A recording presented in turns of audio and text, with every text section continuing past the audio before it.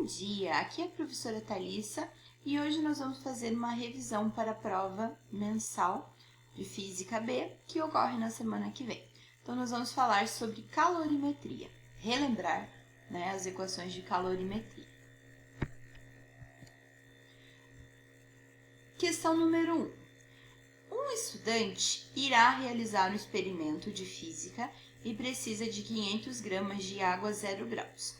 Acontece que ele tem disponível somente um bloco de gelo de massa de 500 gramas e precisa transformá-lo em água. Considerando o sistema isolado, a quantidade de calor em calorias necessário para que o gelo derreta será D. O calor de fusão do gelo, o calor latente de fusão do gelo, é de 80 calorias. Então, eu simplesmente, como eu quero que o gelo derreta, eu vou usar a fórmula do Q moleza. Quantidade de calor é igual a massa vezes o calor latente que ele me deu, que é o 80. Esse valor aqui é o valor do L. Substituindo a massa, que é 500 gramas, vezes 80, eu terei 40.000 calorias. Portanto, alternativa D. Questão 2. O gráfico abaixo indica o comportamento térmico de 10 gramas de uma substância que, ao receber calor de uma fonte, passa integralmente da fase sólida para a fase líquida. Então, nós temos aqui a 0 graus, ele foi aumentando a temperatura, recebendo calor e foi aumentando a temperatura, até que ele atinge 50 graus. Quando ele atinge 50 graus, ele não varia mais a temperatura. De 300 a 1.000 calorias, ele continuou recebendo, ele recebeu 700 calorias, mas a temperatura permaneceu a mesma. Então, nessa faixa aqui, a gente teve uma mudança de estado, que fala aqui na questão, Ele foi da fase sólida para a fase líquida. Então, aqui é quando ocorreu a fusão. E aí, ele pede para a gente calcular qual foi o valor do calor de fusão. Então, eu vou aplicar a fórmula do Q mole, como houve variação de estado físico e não de temperatura, A temperatura permaneceu a mesma, eu vou aplicar a fórmula do Q moleza, que é usado quando eu tenho mudança no estado físico e quando não ocorre mudança na temperatura. Então, a quantidade de calor, no momento em que ele sofre a fusão, ele tem 300 calorias e passa para 1.000. Então, 1.000 menos 300, a quantidade de calor envolvida nessa etapa apenas, foi de 700. A massa que ele me deu na questão, a massa que é 10 gramas, e o L, que é o que eu quero achar. 700 dividido por 10, o L é igual a 70. Portanto, a alternativa correta é a letra A. Questão 3.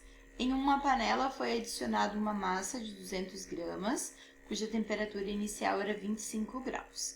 Para transformar essa massa totalmente em vapor, a 100 graus, qual deve ser a quantidade de calor fornecida em calorias? Considere que o calor específico da água é 1 caloria e que o calor latente de vaporização é 540. Então, o L é 540, significa que para a água passar de líquido para gás, cada grama vai precisar de 540 calorias. Então, eu tenho duas energias envolvidas. Eu preciso, primeiro, que a água que está a 25 chegue a 100. Então, ele vai sofrer uma variação de temperatura de 75 graus. E depois, eu preciso que essa água que começou a ferver, mas ainda é líquida, passe totalmente para vapor, que é o que ele pede na questão.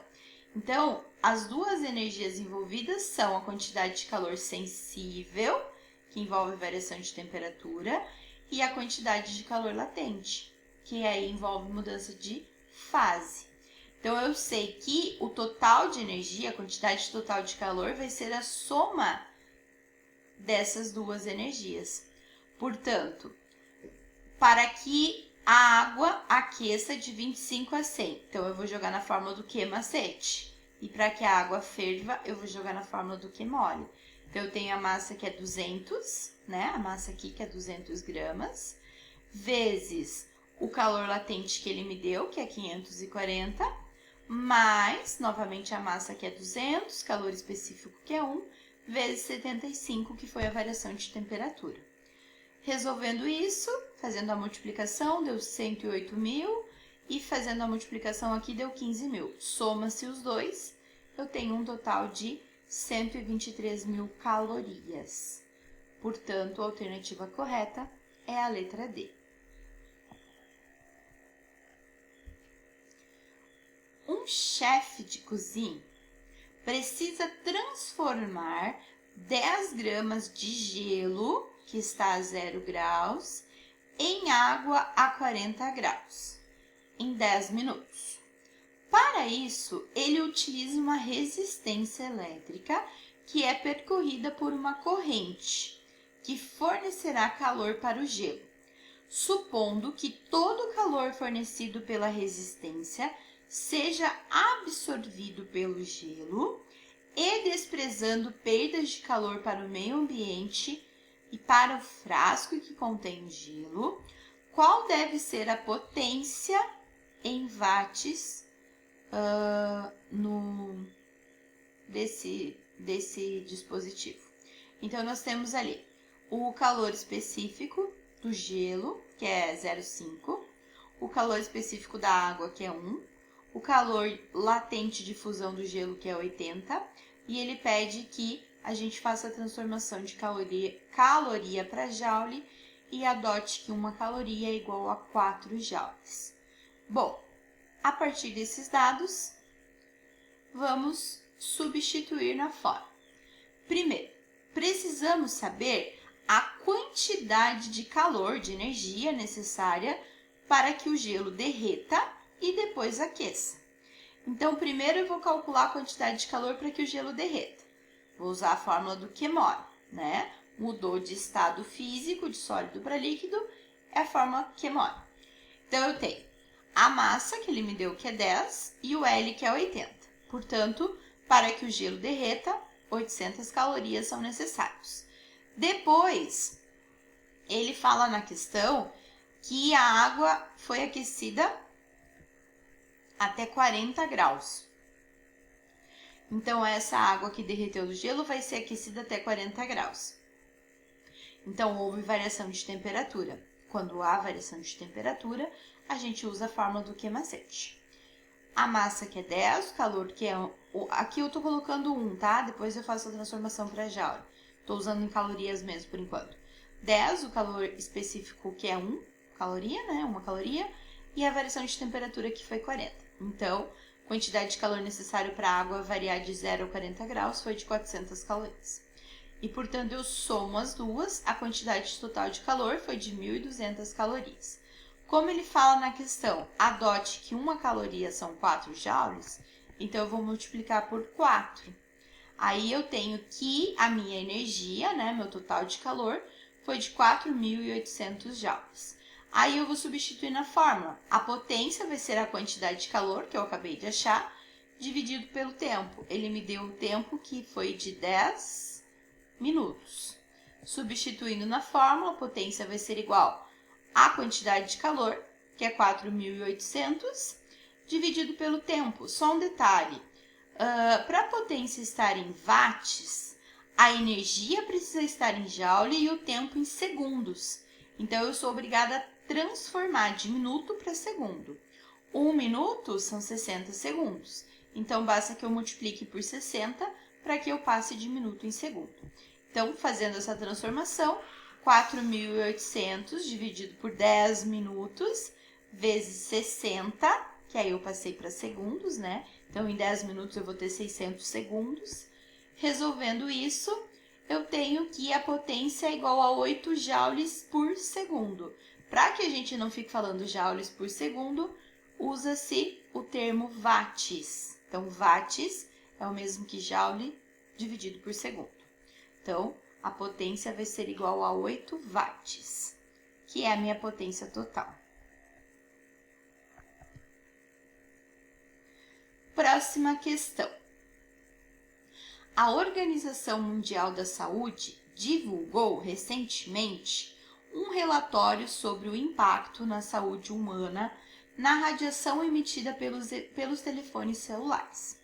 Neste relatório, A OMS destaca que sinais emitidos por esses aparelhos podem penetrar até 1 centímetro nos tecidos humanos, provocando um correspondente aumento de temperatura no corpo.